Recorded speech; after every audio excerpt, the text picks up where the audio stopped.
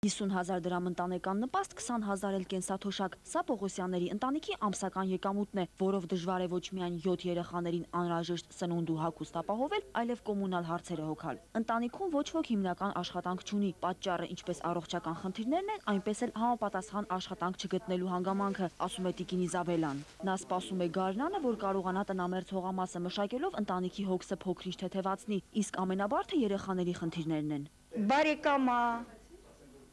հարևանա, տեսնում ես իրեն երեխաների փոքրացածը, տվել են իմ երեխեքս հակել են, բայց արդեն որ երեխան մի քիչ մեծանում է, հասկանում է, որ այդ ուրիշի տված է,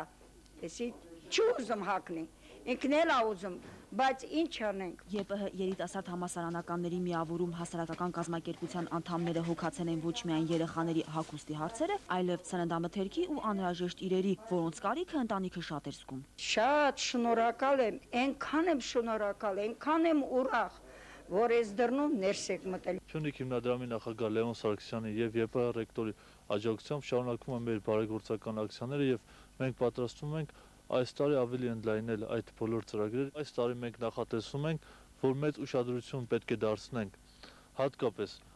ազատամարտիկների, բազմանդամ ազատամարտիկների, ինչպես նաև Ադրբեջանից բռնագաղթված ընտանիքներին։ Շատ կարևոր է, որ ամեն մեկս մեր հնարավորին սահմաններում փորձենք օգտակար լինել եւ աջակցել նման